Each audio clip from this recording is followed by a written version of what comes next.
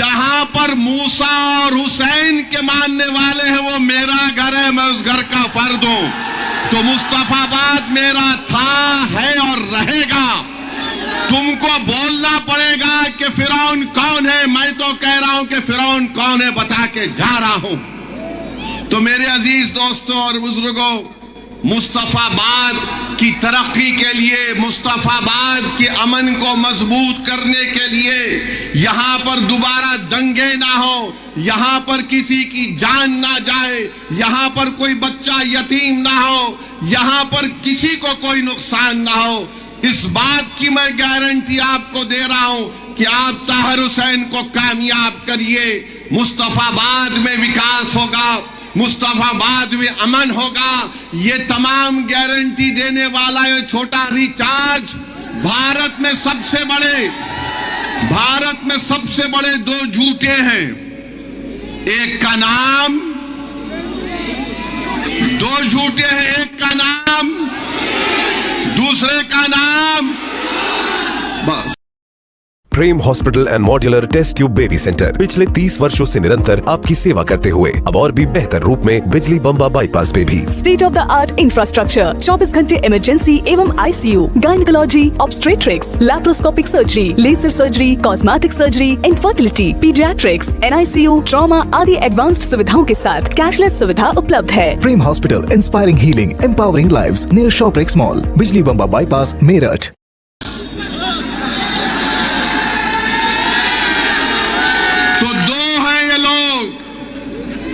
अब एक झूठ बोलने वाला बोल रहा है कि मैं मुस्तफाबाद में पानी नहीं पिला सका। पानी की किल्लत है, पानी मुस्तफाबाद में आता है। तो केजरीवाल बोल रहे हैं जहर आ रहा है हरियाणा से, मैं कैसा पिलाऊं मुस्तफाबाद की जनता को। हम केजरीवाल से पूछना चाह रहे हैं तुम ये जहर पीकर बीमार पड़े या नहीं पड़े, हमको बताओ प्रूफ। तुम तो यही पानी पी रहे ना, मगर नहीं, केजरीवाल दिल्ली की जनता को, मुस्तफाबाद की जनता को, ओखला की जनता को पीने का पानी नहीं पिलाए। दिल्ली की जनता के लिए केजरीवाल ने कहा मैं शराब पिलाता हूं, तुम शराब पी के टून हो जाओ।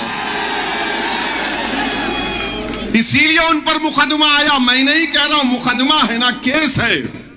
याद रखो झाड़ू वालों, तुम ताहिर हुसैन को बोलोगे तो मैं तुम्हारे बाप के बाप को बोलूंगा, याद रखो। Swami Vivekanand Subharti University, one of the leading universities of North India. 250 acres campus, 220 plus professional and vocational programs, 20,000 plus students, state of the art infrastructure. Come and give wings to your career with Swami Vivekanand Subharti University, where education is a passion. NH58, Meerut, Delhi, NCR. तुम ये मत समझना कि तुम्हारे मुंह में जबान है, मेरे मुंह में भी अल्लाह ने बहुत बड़ी जबान दी, और मेरी जबान की तासीर अल्लाह ने तलवार से ज्यादा ज़रब उसमें लगी है कि ताहिर हुसैन ये है।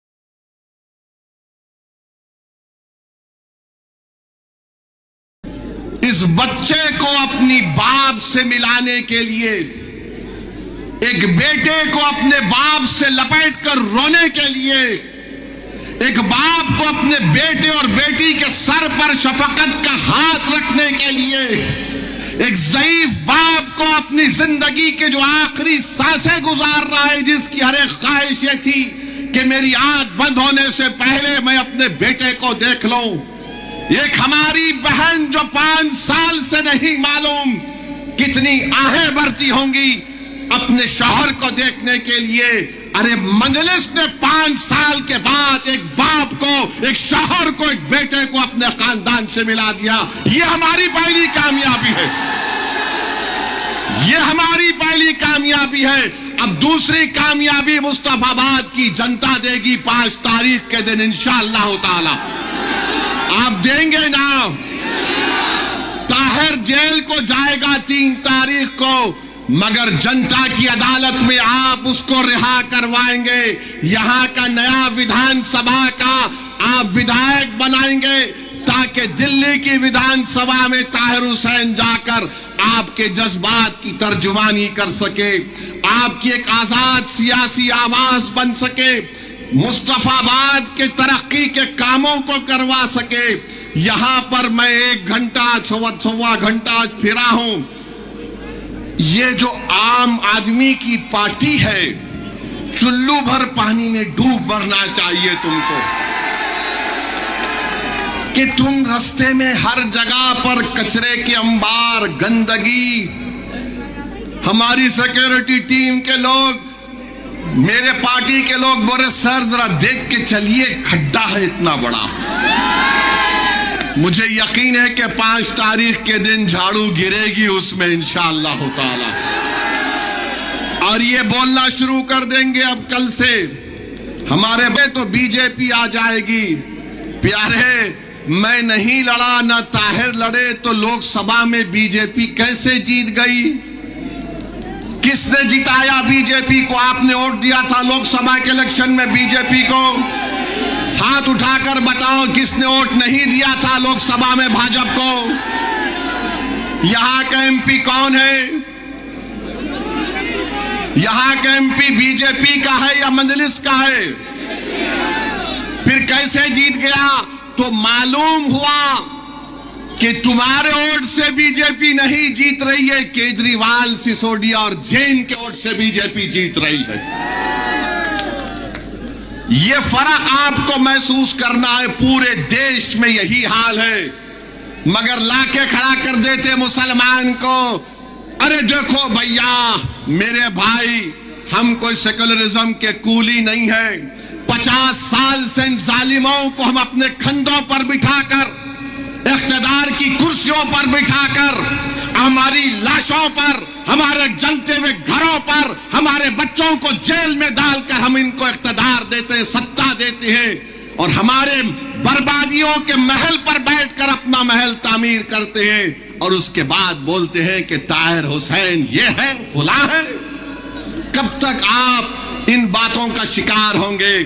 मैं मुस्तफाबाद की जनता से अपील करने आया हूं कि अब की बार आप मुत्तहिदा तौर पर अपना एक और ताहिर हुसैन के हक में पतंग के निशान पर बटन दबाकर इन तमाम चीजों को आप एक मर्तबा खत्म करिए।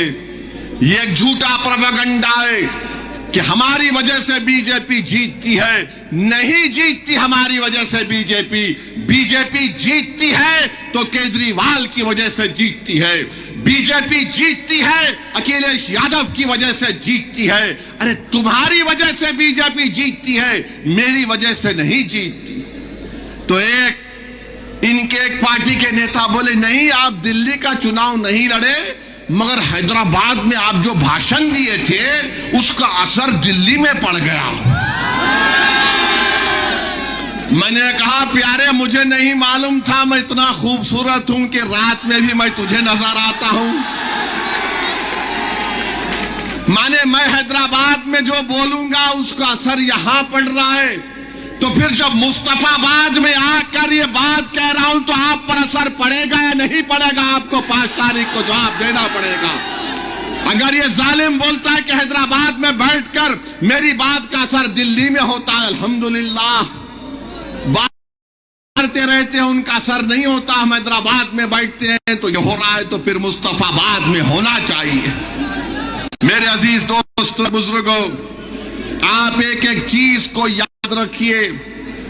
अदालत ने फैसला दिया है ताहिर हुसैन 3 तारीख तक इंशाअल्लाह ताला मुस्तफाबाद में आकर आपसे मुलाकात करेंगे। सुबह 8 बजे से शाम में 5 बजे तक उनको इस बात की इजाजत दी गई है कि वो अपना इंतखाबी मुहिम इलेक्शन कैंपेन में हिस्सा ले सके। मैं आपसे सिर्फ एक ही अपील करूंगा, जब ताहिर तुम्हारे दरमियान में आएगा तो तुम ताहिर को नहीं देखना, उसके चेहरे में अपने आप को देखो। तुम ताहिर के चेहरे को देखकर ये समझना कि मेरा बेटा है, ये मेरा बाप है, ये मेरा भाई है। तुम जब ताहिर को देखोगे तो रोना नहीं, अपने आंख में आंसू नहीं लाना। हमारे चाहने वालों को बड़ा शौक है कि लपेट लपेट कर रोएंगे। मेरे भाई, अपने दिल और जिगर को मजबूत कर दो। आज हमारा वतन जिस राह से गुजर रहा है, याद रखो, अगर तुम रोने की आदत डालोगे तो वक्त के फिरौन हमको और रुलाएंगे। 50 साल से हम रो रहे हैं, अरे कब तक रोएंगे मुझे बताओ। अब ये वक्त आया है, तुम्हारे सामने एक दीवाना खड़ा है। अगर तुम मेरे इस बात को, मेरे पैगाम को समझोगे तो आइंदा 50 साल तक हम उनको रुलाएंगे जिन्होंने हमको रुलाया था। हम 50 साल तक उनके आंख में आंसू आएंगे जिन्होंने हमारे फसादात करवा कर हमारे बच्चों को जेल में डालकर उनकी जवानियों को बर्बाद कर दिया। अगर तुम मुत्तहिद होकर ताहिर को कामयाब करोगे तो तुम देखना, जब नतीजा आएगा तो 2 लोग बैठकर अपनी आंख में आंसू लाकर बोलेंगे, जरा हैंकरचीफ लाओ, आंख में आंसू आ गए। वो 2 लोग कौन होंगे? 2 लोग कौन होंगे जब नतीजा आएगा? एक, दूसरा, अब हमको अपने आंख से आंसू नहीं बहाना है। अपने हौसलों को बुलंद रखो, अपने हौसलों को बुलंद रखो, अपने परवरदिगार से अपने रिश्ते को मजबूत रखो, तवक्कल पैदा करो। अरे मेरे भाई, क्या तुम नहीं देखते गाजा में क्या कुछ हो रहा है? 50,000 लोग मर गए, जिसमें से 20,000 तो बच्चे और खवातीन हैं। 11 लाख लोगों के घर बर्बाद हो गए, मगर उनके हौसलों को देखो। वो आज भी कह रहे हस्बुनल्लाह व निअमल वकील। तो अपने हौसलों को बुलंद रखो, कभी अपने हौसलों को पस्त होने मत दो। और आपको ये जो सियासी लड़ाई हम लड़ रहे हैं, इसको 5 तारीख तक शाम में 5 बजे तक अपने के कोर्ट का इस्तेमाल करना है। मुस्तफाबाद के लिए, मुस्तफाबाद की अमन के लिए, मुस्तफाबाद के भाईचारगी के लिए, आपकी एक आजाद आवाज को दिल्ली के विधानसभा में भिजाने के लिए मेरी आपसे दर्दमंदाना अपील है कि ताहिर तो जेल को चला जाएगा, मगर मेरे भाई, ताहिर को अगर रिहाई दिलाना है तो आपको अपने वोट के जरिए से रिहाई दिलवाना है। कानून तो अपना काम करेगा।